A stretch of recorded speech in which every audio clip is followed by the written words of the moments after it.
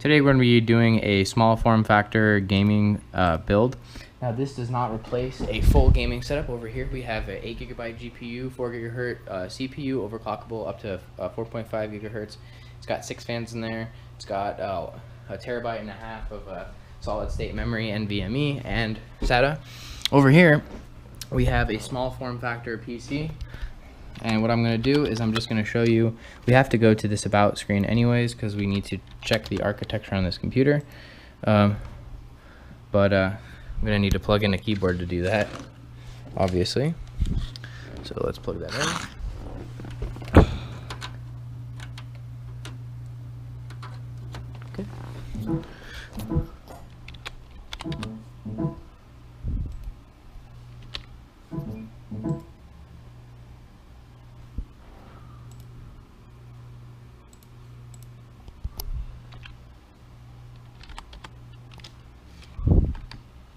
So we're going to go to About the System from Control Panel, and we can see here that it is a 64-bit operating system, which is really good. If this was a Core 2 Duo, it would be 32-bit, and that would be super outdated. So we're going to need a 64-bit distribution of Windows 10. I wouldn't even bother installing these updates because we're going to be installing on a whole different hard drive and a whole different operating system, so there's no point in updating right now. Okay, so we have a 3.1 gigahertz Intel Core i5. We're going to be upgrading to an i7. The reason being is that the max processor output for this motherboard is 90 watts.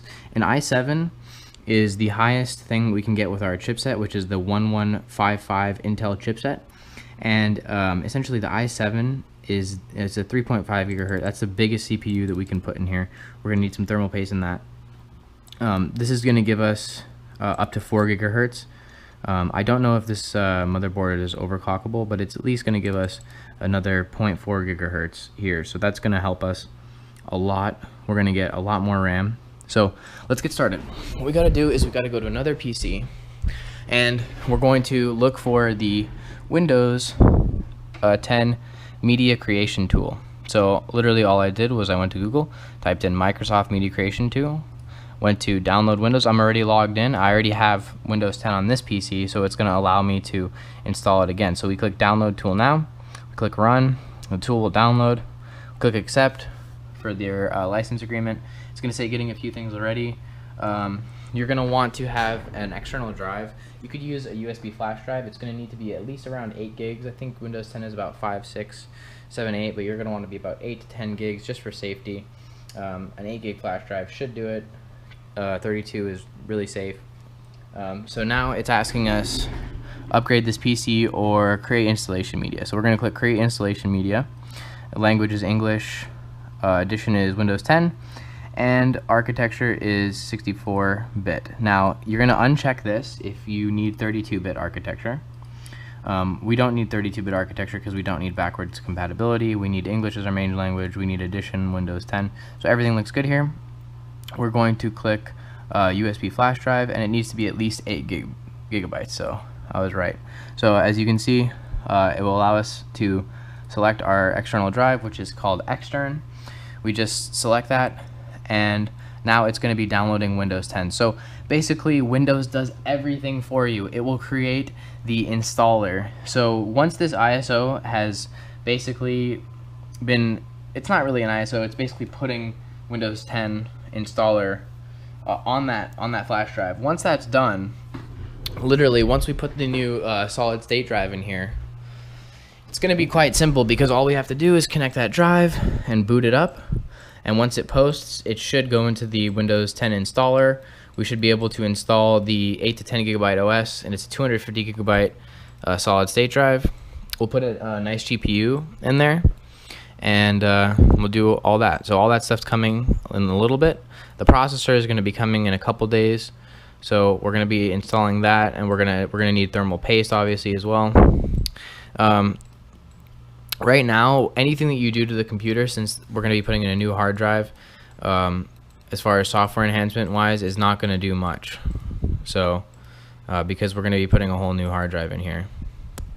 So the next thing to do is we're going to shut down the PC, and it's going to install some updates. Unfortunately, I didn't turn off automatic updates, that's whatever. Even if it does corrupt the hard drive or whatever, if the updates fail, we're going to be putting a whole new hard drive and a whole new OS, so it's not really that big of a deal. What I did want to do is I wanted to open up the computer, and I wanted to start seeing if we're going to be able to power the second hard drive. If we have two SATA connectors in there, which I think we do because there's a disk drive, what we can do is we can basically not have the disk drive connected. We can just leave it here, and we can use the secondary power cable for the disk drive and the SATA cable, and we can use that for the hard drive that's already in there. So that what we can do is we can have the 250 gigabyte hard drive and the new solid state drive. So what that will do is it will give us opportunity to put all of our high demand files on our solid state drive,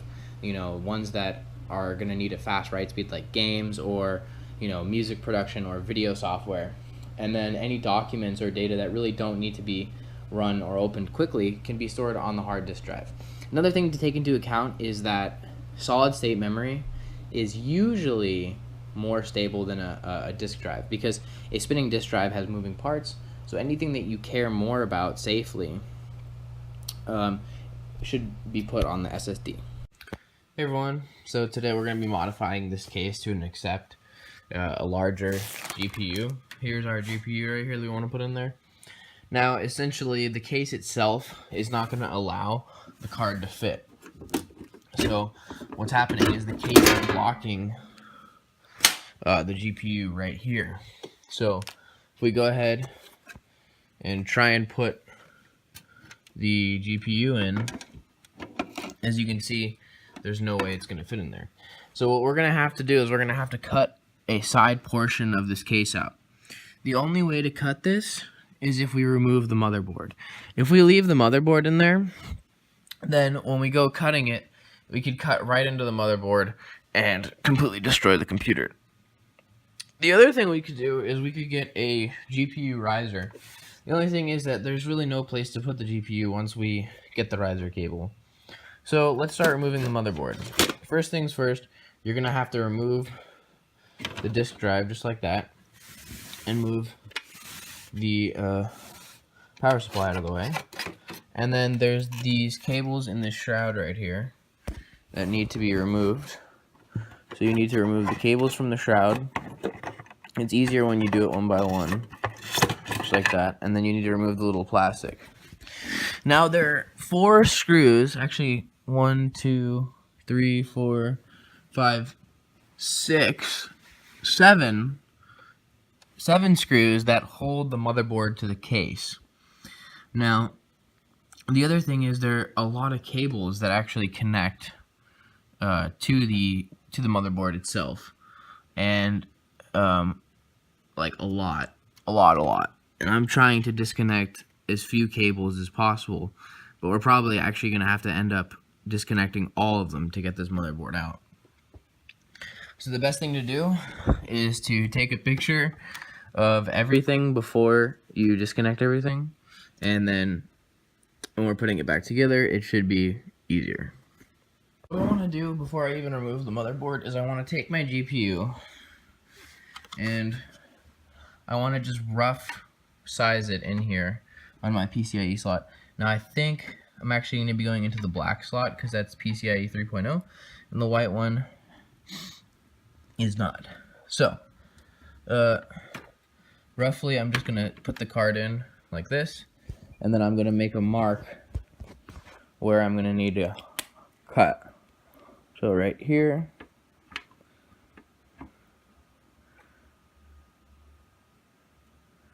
and right here. So as you can see, there are a couple of marks that I put on the case where the GPU is going to connect, where I'm going to need to remove some of the case right there. So disconnect all the wires, and now we're going to unscrew all the bolts on the motherboard. We don't want to unscrew the CPU, just the things that are holding the motherboard into the case. Alright, so we've disconnected all the cables. There's that yellow one that connects into the yellow. We have the green that connects into the green, the blue that connects into the blue, and the black that connects into the black, and then the white that connects into the white. So it's pretty easy. Over here, we have this cable that gets powered over here right next to the RAM slots. So this brown cable goes all the way over here. The two SATA cables, they connect there. We have this cable here, which is kind of like our PSU main power supply to the board. This is the data wire to the PSU, and then this is another wire for the PSU. So it's actually really not that bad once you disconnect the wires, as long as you've kind of documented them, and then obviously the fan connector. So now we're gonna need a flathead screwdriver or kind of like a diamond bit. I'm probably just gonna go with flathead. All right, this is just so that we can get a good look of the cables and where everything's connected. So we have the fan connector here.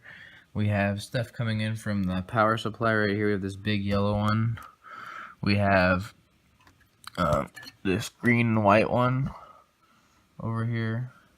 And then over there, there's a lot of connectors that go up into the the front of the case, and the disk drive, and a bunch of other places. Looks like that. There's a little brown one that goes here. SATA goes there. There's the SATA power that goes there. Alright, so let's disconnect. Alright guys, so I was wrong. You do actually have to take the heatsink off because that's screwed directly into the case. So once you take the heatsink off, as you can see, this board really just wants to slide out of here. The only thing preventing it is the the port that's stuck in the wall. So now what we want to do is we want to lift it up and out. And the easiest way to do that is around the wires. So what you're going to want to do is you're going to want to move these wires out of the way. And that way you can literally lift the board up and out. It's really difficult because there's not a lot of room to work in here, and there's a lot of wires getting in the way and blocking the board from moving upwards. But once you get those wires out of the way on both sides, this side and that side, the board should just literally be able to lift up, and then you can move it around. So here's our motherboard removed. Here's what the back of it looks like. Essentially, once this is removed, we can get to modifying our case. Now, you could go ahead and you could disconnect all these other components, but quite frankly, they're nowhere near where I'm cutting, and I don't care. This PSU is protected. The only thing I really wanted to remove to do the cutting was the motherboard. And these are my screws with the motherboard, and there's my PSU. So now what we're gonna do is we're gonna go cut all this metal out of this PC so we can fit a GPU. Now, this is something that you should only do if you are sure that you want to have a big hole in the back of your case. It's not going to look the best. I mean, it's not going to look the worst, but you just have to know that, you're going to have a big hole. So what I'm doing right now is I'm just moving some of these cables out of the way so that when I cut, I don't have any of the stuff to worry about. So we're just moving those all out of the way. All out of the way. Okay. So now we just have the bare bones PC. We're going to take that into the garage workstation, and we're going to start cutting. And what we can do is we can take our GPU, and we can see our marks, and we can essentially see if it's going to fit. And then we can come back out and cut more or less when we need to. So, excuse me one moment while I close the garage. It's a little cold.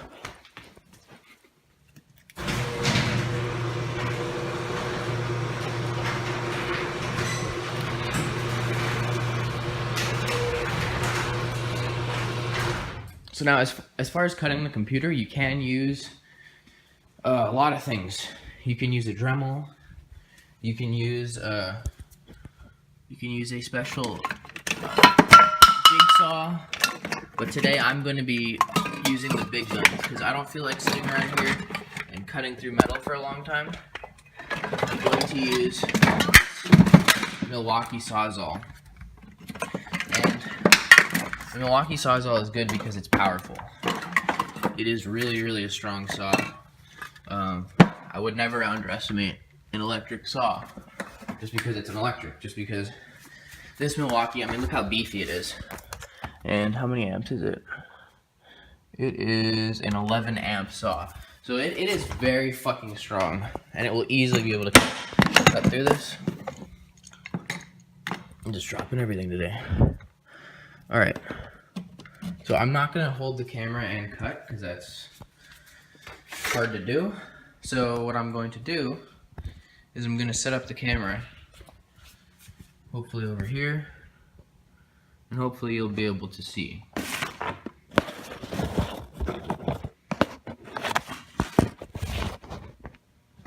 Do something like that. I'm not sure what the optimal angle is. Probably just like that. Okay, so this is also very dangerous to be doing this in bare feet, so I'd recommend wearing some shoes if you're going to be doing this. So the first things first, we're going to take out these little metal inserts here, because we don't want them getting in the way of the blade while we're cutting. Alright, and now we're just literally going to start using this metal cutting head to cut along those lines. This little piece here, this little metal piece, we don't want that getting in our way. So what I'm going to do is I'm going to take needle nose pliers and we're going to rip it off. So on the side there's like a little piece that connects. So you just want to move it off. And now we have clear metal to cut. So we're going to put the end of the reciprocating saw on our line. Hold on, it's probably just unplugged. Okay. Alright, there we go. So we're going to go right here. And I recommend that you wear eye protection and definitely don't wear shoes.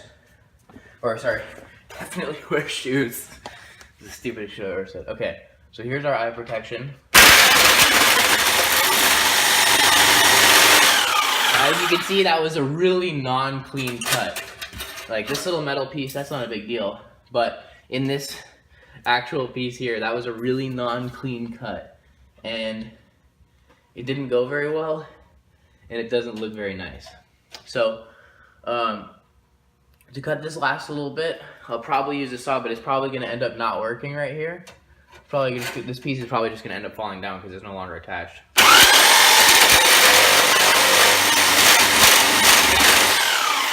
So as you can see, that didn't work very well at all. So we're going to retire the saw and move to hand tools now. We cut off one piece, and this metal is so flimsy, we don't really need to be sawing the rest of it. So now to finish this off, what we're going to do is we're going to grab our needle nose pliers, and we're going to see if we can, because this metal is so thin, we're going to see if we can just make a cut with the pliers right here. And if it won't cut, we can move it back and forth until it snaps off. Now this is probably the most disgusting looking little piece of metal shroud here you've ever seen. It has seen better days, and I really don't imagine the actual case sliding back over here after this, so don't expect too much after you do this to your PC. I mean, this is definitely not something that you're gonna want to do if you're gonna want to be like selling this thing for a high price, because it doesn't look nice after you do this. So what I want to do is I just want to cut that piece of metal up there, and I have a pair of bolt cutters. Now they're meant for cutting larger pieces of metal, but maybe they can cut this little end off right here. That's all I want to cut right there. I made a little line, but it didn't cut it.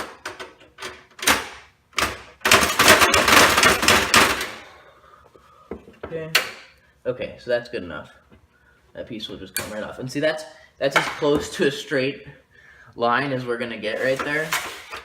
It's not looking great, but we also need to get rid of this stuff here so that the GPU will sit through. So hopefully these bolt cutters will work. So they did work. They cut that, and now we can bend this down. And now, as you can see, we're really pretty much done. The GPU is now going to have room to stick through there, but you know, the case does look like shit now. There's like broken metal everywhere, and you know, hard pieces of metal, and just not the ideal looking side of the PC. Now, you got to remember that this is probably going to be, you know, under someone's desk or, you know, somewhere hidden, unless you really show off a small form factor PC. So it shouldn't be too much to worry about. But, you know, so what we're going to do is we're just going to try and clean up the edge a little bit and keep these little metal things, because you never know what you might be able to put back to make better. But yeah, we're literally just like bending the metal around until it looks nice, which is never really gonna look fully nice again. All right, so that's that, and now it's time to get rid of these little clips at the bottom. So I want to cut them off clean at the bottom edge there, and the only thing I can think of to do that is a spectral tool. And this is actually my favorite tool. And it's basically got a cutting head, and on the end it's just got this little bit, and so it allows you to get into a tight space and make a cut. And this is perfect for this little application here. Okay, there's two, and then the last little one right here. So you may be wondering, why did you take off the entire lower side if we only needed to make space for the GPU, which is right here? Well, essentially the reason why is because we need to make as much space as we can for that GPU, and we don't want it to look bad. So removing the other sides of the edge, what that does is that helps it look a little better. It's just aesthetic.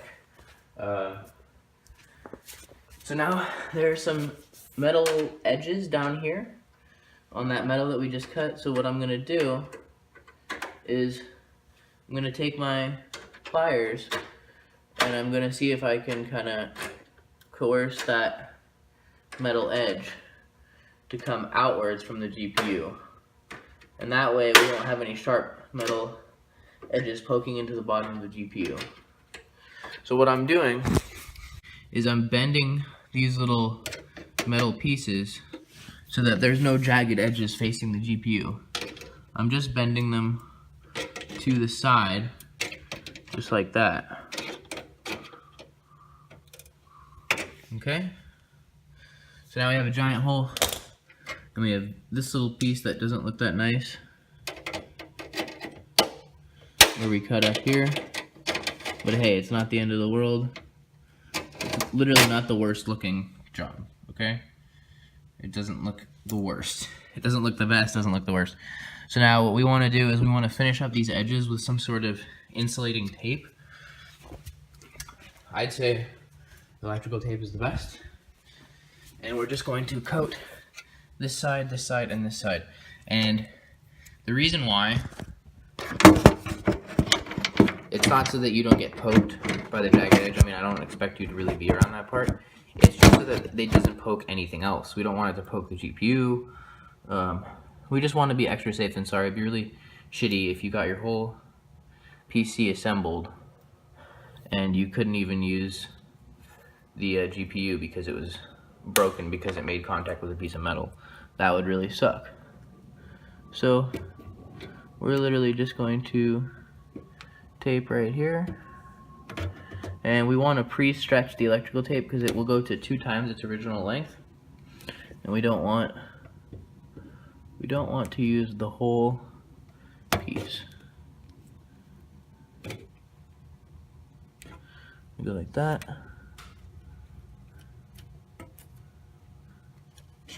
and then like this, and then we need to cut the excess there. that. Right, now we're going to put this piece over the metal.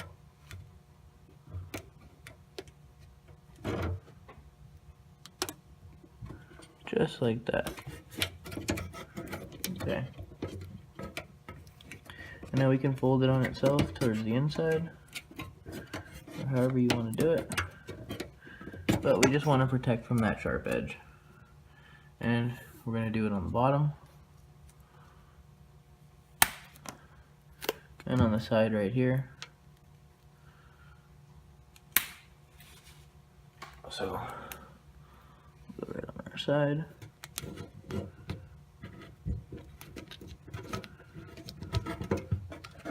Right.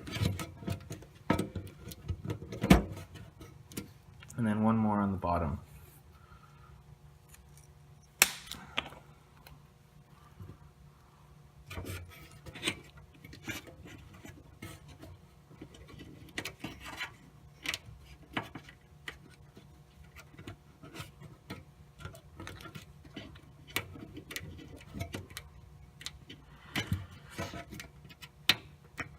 So yeah, like I said, all this is doing is this is really making sure that we're not going to short out on any of these pieces.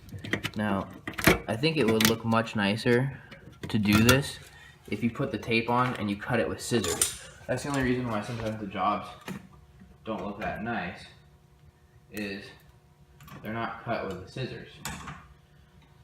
So this is my version of a scissor, and I'm gonna cut my tape right here. And also I want to push this back into place. You can see it's a little out of knot. This little piece of metal right here.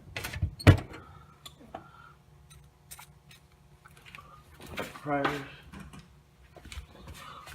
Let's just push this back into place.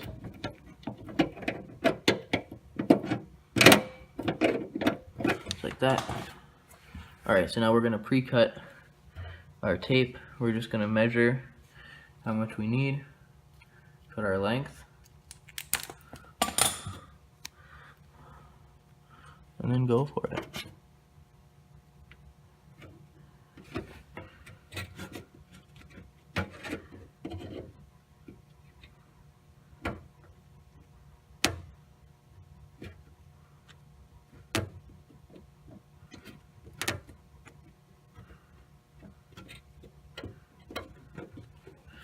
Now we're going to cut it again at the top because it's a little...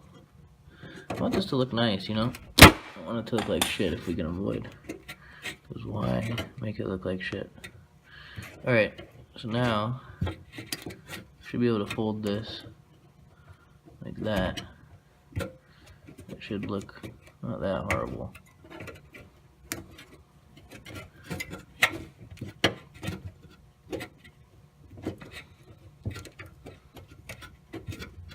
So there you go. That's when you pre-cut the electrical tape. Alright. So now we're going to cut off a little piece for the bottom. Just like that. And we don't want to go up the sides, so we're going to measure how much extra we have. Cut it off. Alright, we're going to go with 2 pieces of tape. We'll do half here. Like that.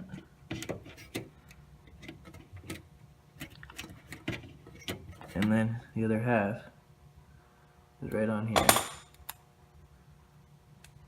But it's not long enough. So we'll cut off another little piece. Just like that. And we'll just apply that. Same way we've been applying all the other little pieces. Alright, now we need to cut one more piece for this. We'll go all the way up to here. We'll cut it at the top. And then we'll be done with our electrical tape insulation bonanza.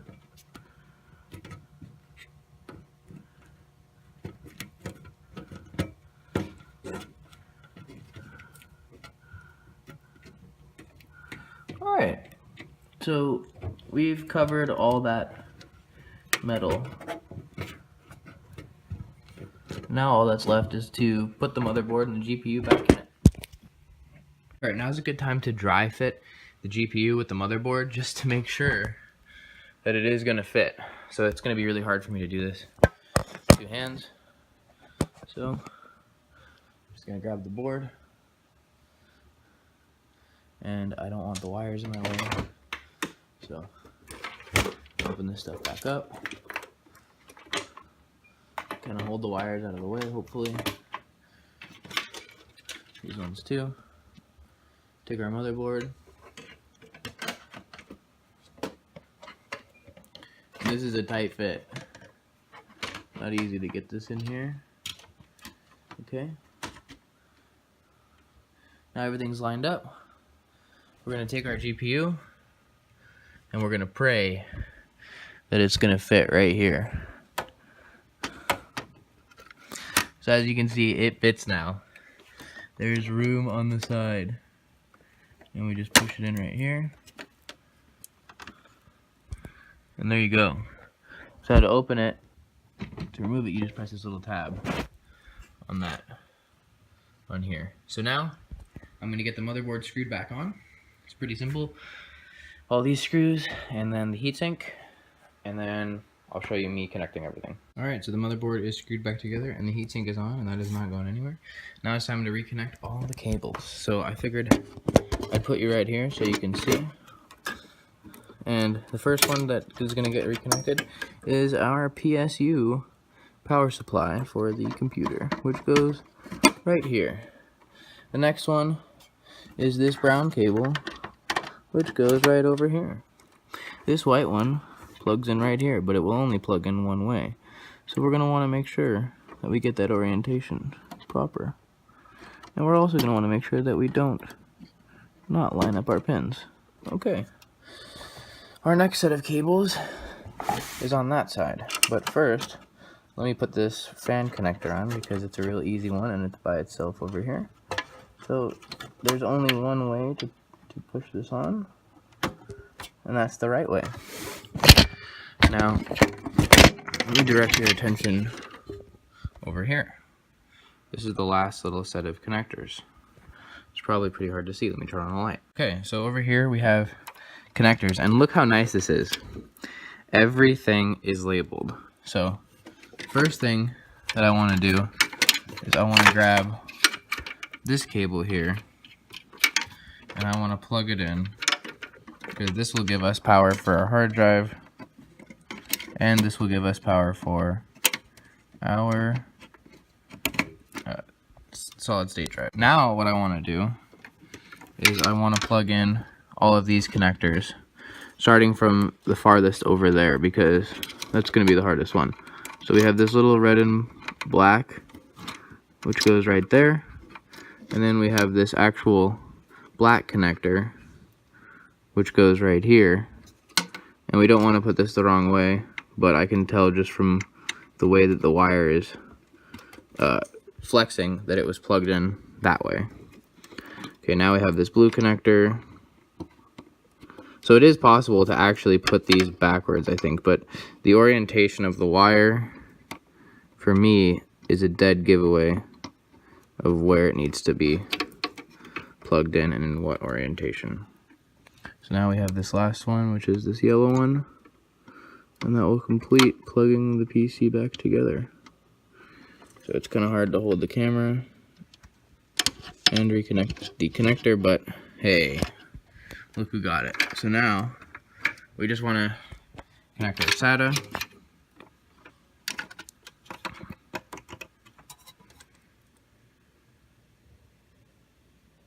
So SATA 0 is this blue one, and we want to connect our hard drive to the first SATA port, just because it doesn't have to index all the other ones first, it just knows which one right off the bat. And there is the last connection. So before we even put the GPU in, I know we cut all this space out for the GPU, and we're not even going to put it in yet. I know, it sucks, but we don't want to put the GPU in until we know that the PC boots after we've taken it apart. Because after you take a PC apart, you never know what could happen. So there could be some wires in the way here. That might be why this isn't closing properly. I'm not sure, but it should close properly. That would be nice. Okay. So that's in. Now, PSU. So this gives me a little bit of trouble the first time.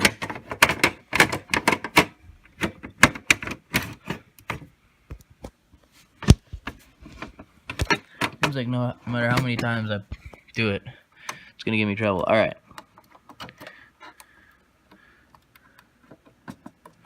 So now we just want to make sure every cable is secure. And let's see if she boots up. So let's not even put the cover on. Let's put it right here. And we're just going to be connecting power and a monitor. Just to see if it will boot properly.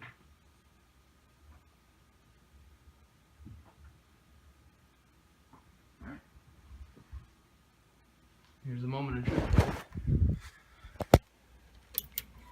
Alright, it booted.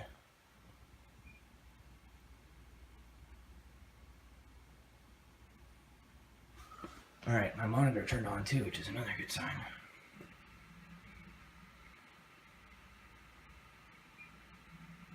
Yay! That's a really good sign. Alright, so once this thing boots up, we can go ahead and shut it down, and then we will put the GPU on the inside. And I was going to say close the case, but the case is not going to fit. So I'm probably going to cut a hole in this case as well to accept the fact that the GPU will stick out, or I just won't cover it completely, and we'll go with that. Alright, so we booted up successfully, so now let's turn her off. Let's plug in a mouse so that we can turn her off properly. Alright, we'll go over here, click shutdown. Uh-oh. Update and shut down.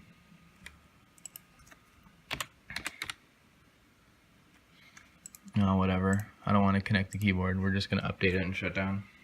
It's going to be necessary to do the updates anyway, so once that's completely done with its updates, then we'll put in the GPU.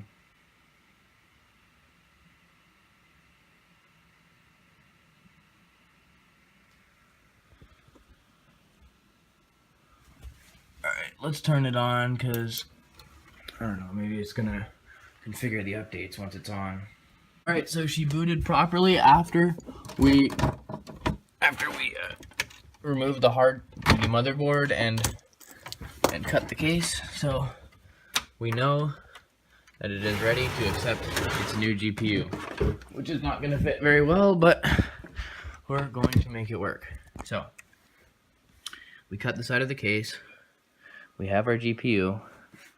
We want to take the GPU, and we also want to grab our slot, and we just want to take it. And there's some metal forks here that are kind of preventing it from really going down, so if worse comes to worse, we'll have to remove those. I'm going to remove some of this tape so I can see the prongs that it's supposed to go into. I think it has to go. I think it's supposed to slip into one or two of those slots there, kind of like that, and then also connect it in here, something like that. So what I want to do is line everything up and then give it a good push until it clicks. So as you can see, this GPU is much larger than the case. But hey, it's in. Like, we have it in. It's in there, you know? It's plugged in. We have some outputs here. We have HDMI, which is what I'm going to be using. And we can leave the DVI one covered. But hey, there you go. There's a huge GPU and a small form factor computer. The last thing that we're going to do is upgrade the processor. Now I just hit the power button with the new GPU installed,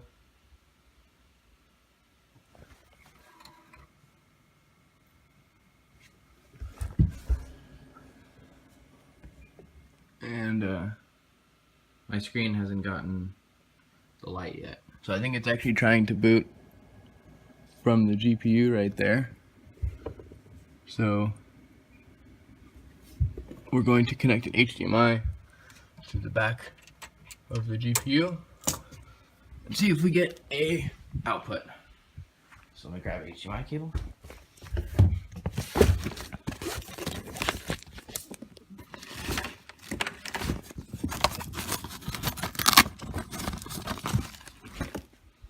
All right.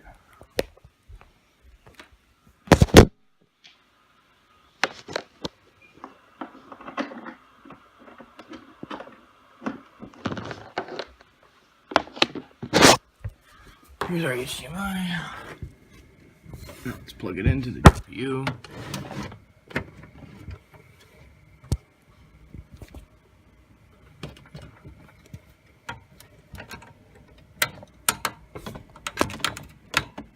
There we go. Our HDMI cable is plugged into the back of the GPU, and it's also plugged into our monitor. So now let's turn on our monitor and just hope that we get a signal.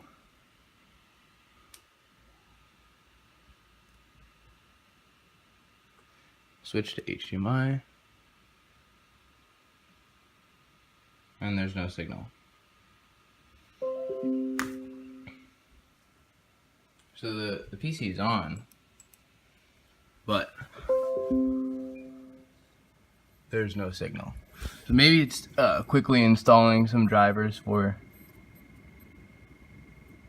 this GPU. It might not be though, you never know.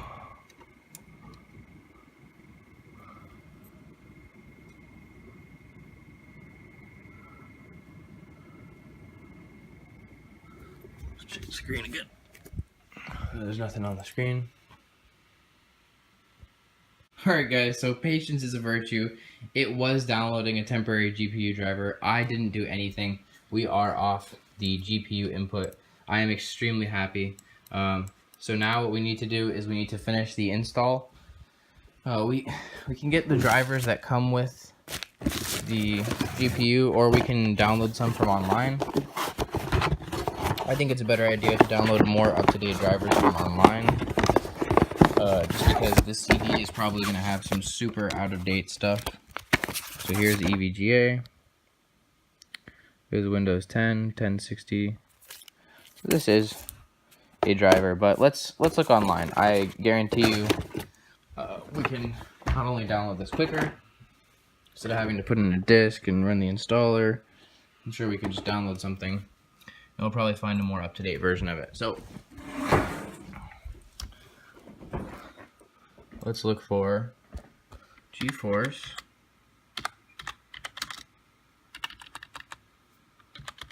EVGA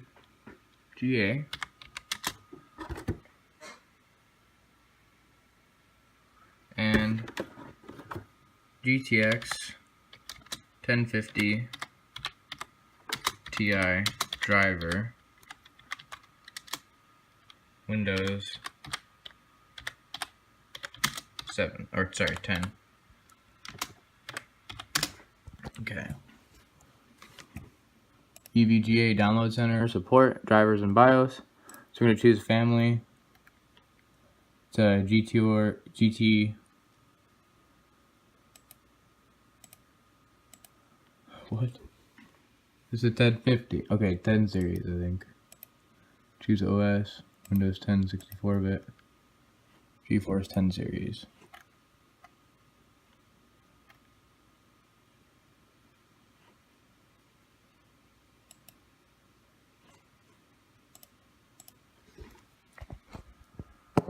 Now I just hit the power button with the new GPU installed.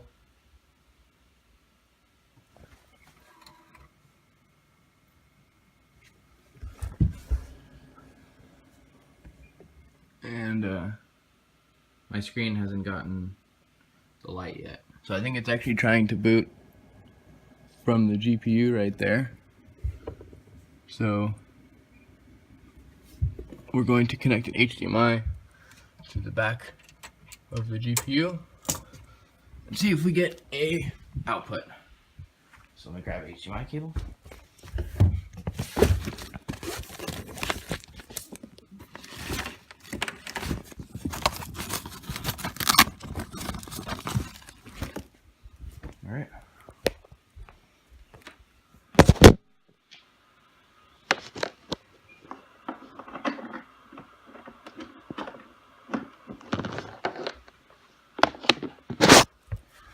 Here's our HDMI.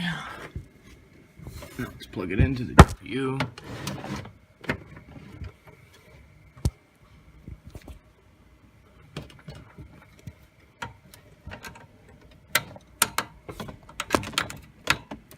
There we go. Our HDMI cable is plugged into the back of the GPU, and it's also plugged into our monitor. So now let's turn on our monitor and just hope that we get a signal.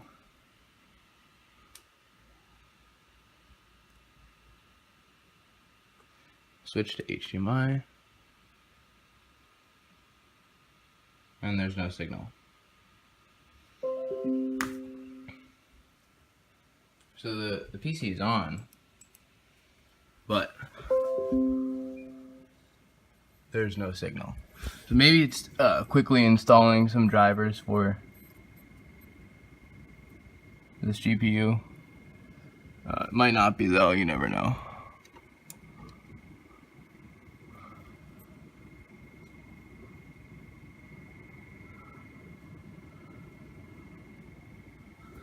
Let's check the screen again. There's nothing on the screen. Alright, so we are going to click download and begin running the driver. So you may say, hey, this is already working, Windows already found the driver, but the thing is that there's no driver software installed. So as you can see, if I type in Nvidia, there is a 3D Vision Experience folder, but this is not the actual driver we want. We want the full-on driver.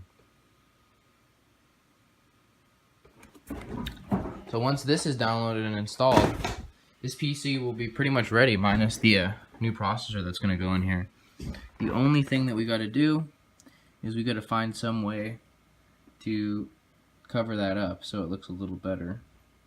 What I'm probably going to do is I'm going to cut the case at the bottom so that it will accept the GPU, and then yeah. So this is installing the drivers.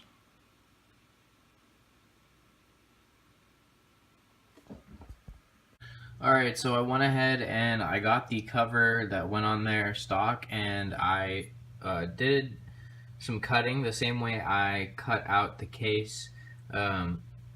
I used the Sawzall to cut through kind of at an angle right there, right next to the GPU, and it's definitely not the cleanest cut, but I sanded the side so that there's no metal shavings, and I just completely cleaned it. And then I made a stencil out of some cardboard, and I spray painted Sleeper on the side of it. So that's going to complete the build. It's got a nice GPU in it. It's a 4GB. It's a EVA GTX 1050 Ti GeForce. And I know that's upside down, but that's just how it fits in the computer. It's got a 3.1 gigahertz Intel processor. I believe it's I can't remember how many cores it is or how many threads, but it's really fast, and you know, boots in like 4 seconds. It's got the 100 or I think it's 240 gigabyte solid state drive, and yeah, it's got 20 gigabytes of RAM, and I'm loving it. You know, the build is complete, but we're gonna have to run some benchmarks. So let's show you the boot time. What we're gonna do is we're gonna turn the monitor on first, because that way you can see exactly when it turns on. Alright, so I'm gonna press the button. Hold on one second. Alright, I'm gonna press the button now. Just pressed it. Here we go.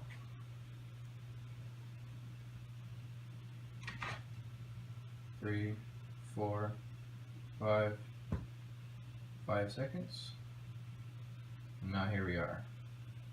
So that was a really quick boot because the SSD, the nice processor, and all that RAM. Alright, so now let's do some benchmarks. Alright, so here we have Nova Bench, and then I'm going to show you some specy stats afterward. So first we're going to start the Nova Bench, and it wants me to close other applications, and that's already done. So it's going to basically run a load test on the CPU, and then it's going to run a load test on the GPU, and it's going to give us a good benchmark. So I'll let it do its thing, and then I'll show you when it's done. So here it is running the 3D bench test. So it's basically just testing a bunch of shaders, testing a bunch of caustistics, shadows, everything right now, and seeing how the GPU can handle it. And I think it got about 90 FPS during that. So here we go. CPU score 469, RAM score 242, GPU score 90 FPS average, which is really good. OpenCL 1883, I think that's the amount of megahertz, and then the write speed and read speed was pretty decent. So we can click show details. That's about it. And then what we can do, we can click on view performance charts and comparisons, and this is our verified score. And I think we'd have to create an account to see the results. But our Nova Bench score is 1472. Now I'll just show you in specy what it looks like. So here's our average CPU temp on idle. Well, I don't know if it's idle because it's usually about 100. And then idle GPU temp, storage, all that.